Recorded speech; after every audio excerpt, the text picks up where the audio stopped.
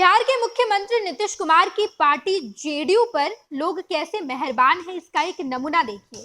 दरअसल 10 अप्रैल 2019 को पार्टी कार्यालय में एक अनजान व्यक्ति आता है और 10 करोड़ रुपए देकर चले जाता है, लेकिन पार्टी को ये पता ही नहीं है कि आखिर वो व्यक्ति है कौन। उसका नाम भी नहीं पता, अता पता भी नहीं मालूम, लेकिन पार्टी ने उस 10 करोड़ रुपए का इस्तेमाल किया है।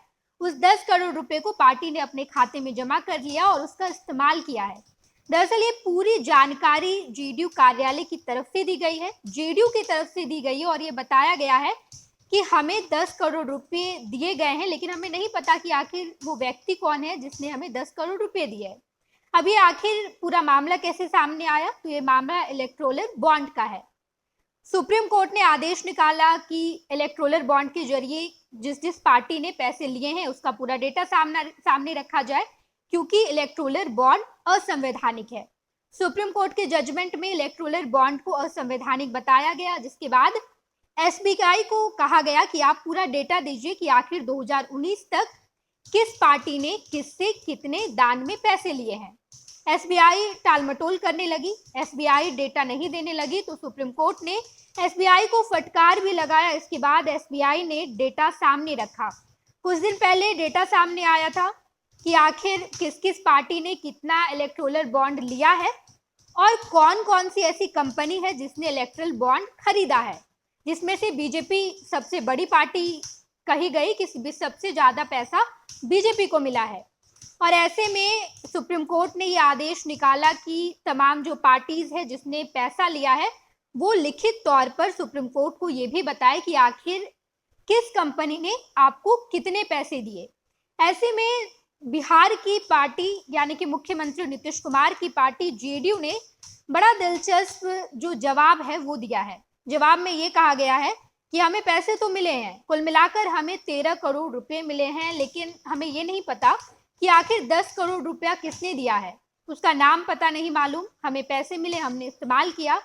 हालांकि सुप्रीम कोर्ट को जेडीयू ने ये बताया है कि बाकी के 3 करोड़ किसने दिए हैं, लेकिन उस 10 करोड़ का मामला बड़ा दिलचस्प है। मामला 10 अप्रैल 2019 का है। 10 अप्रैल 2019 को पार्टी के कार्यालय में एक व्यक्ति आता है और 1-1 करोड़ रुपए के 10 इलेक्टोरल बॉन्ड एक बंद लिफाफे में करके टेबल पर रख देता है। पार्टी में पहुंचा व्यक्ति उस एनवेलप को उठाता है और उसे पता चलता है कि ये तो 1-1 करोड़ के 10 इलेक्टोरल बॉन्ड है। उसके बाद पटना स्थित एसबीआई के ऑफिस जाकर पार्टी के नाम से एक खाता खुलवाया जाता है और उस इलेक्टोरल बॉन्ड को कैश में कन्वर्ट किया जाता है। 10 करोड़ पैसे का यानी कि 10 करोड़ रुपए का पार्टी ने इस्तेमाल किया है और अब ये पूरी जानकारी जो है वो सुप्रीम कोर्ट को दी गई है। बता दें आपको कि साल 2019 में इलेक्टोरल बॉन्ड या चुनावी बॉन्ड के जरिए मिले 13 करोड़ का हिसाब बताया पार्टी के प्रदेश महासचिव नवीन कुमार आर्य की ओर से लिखित तौर पर बताया गया है कि कितने पैसे कब कब और कैसे मिले हैं।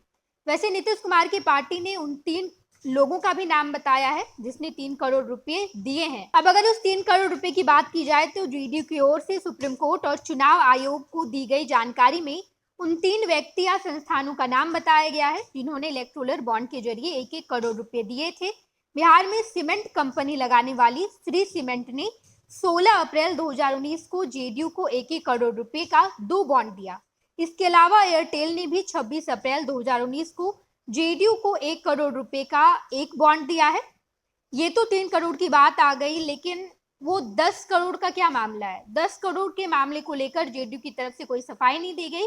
ये कहा गया कि हम पर लोग मेहरबान हैं, यानी कि नीतीश कुमार की पार्टी जेडीयू पर लोग मेहरबान है, ऐसे ही आ जाते हैं कार्यालय और 10 करोड़ रुपया दे जाते हैं। जेडीयू को ये भी नहीं पता कि आखिर वो पैसा किसने दिया है, ना नाम पता है ना उसका एड्रेस पता है, लेकिन लिखित तौर पर जानकारी जरूर दी गई है कि जो हमें इलेक्टोरल बॉन्ड 10 इलेक्टोरल बॉन्ड मिले, 1-1 करोड़ के इलेक्टोरल बॉन्ड थे, कुल मिलाकर 10 करोड़ रुपए हो गए और हमने उस 10 करोड़ को भंजवा भी लिया। पार्टी के खाते में चला गया पैसा और उस पैसे का इस्तेमाल भी हो गया है, लेकिन हमें नहीं पता कि आखिर वो 10 करोड़ रुपए किसने दिए हैं। दिलचस्प बात यह है कि मुख्यमंत्री नीतीश कुमार की लोकप्रियता इतनी है कि अनजान व्यक्ति आकर पैसा दे जाता है और नीतीश कुमार को पता ही नहीं चलता। देखना दिलचस्प होगा। सुप्रीम कोर्ट ने इस पूरे मामले में एक्शन लेना शुरू कर दिया है, इलेक्टोरल बॉन्ड को असंवैधानिक बता दिया है और ऐसे में बिहार की नीतीश कुमार की पार्टी जेडीयू का ये जो स्टैंड सामने आया है, बशर्ते लिखित तौर पर बताया गया है कि ये सब कुछ ऐसे ऐसे हुआ था, इस तारीख को हुआ था, सब कुछ बताया गया है। देखना होगा कि आखिर सुप्रीम कोर्ट इस पूरे मामले में क्या फैसला लेती है। तमाम खबरों से हम आपको रूबरू कराएंगे। देखते रहिएगा फर्स्ट बिहार झारखंड। धन्यवाद। पैनोरमा ग्रुप, जो सोचता है वो करता है। ये लो मुंह मीठा करो, आज मैंने अपना जॉब छोड़ दिया, अब हम पूर्णिया वापस जाएंगे। जॉब छोड़ दिया है? मतलब ये घर कैसे चलेगा? हम करेंगे क्या? और माँ बाबूजी क्या बोलेंगे? इसलिए मैं एक और मिठाई का डब्बा लाया। अपने बिजनेस के लिए लोन अप्रूव हो गया। अरे लोन अप्रूव हो गया वो तो ठीक है, लेकिन पूर्णिया में हम रहेंगे कहाँ? अपना घर भी तो नहीं है वहाँ। इसलिए तो एक और मिठाई का डब्बा अलग से लाया हूँ। हमने पूर्णिया में घर ले लिया है, पूर्णिया के ई होम्स पैनोरमा में।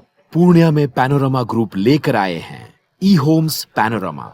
बड़ा घर, आलीशान जिंदगी और अत्याधुनिक सुविधाओं के संग। अरे अरे, अब क्यों मुंह मीठा करवा रही हो?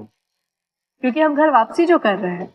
घर वापसी की खुशी पूर्णिया में ई होम्स पैनोरमा के संग। E Homes Panorama, luxurious lifestyle redefined.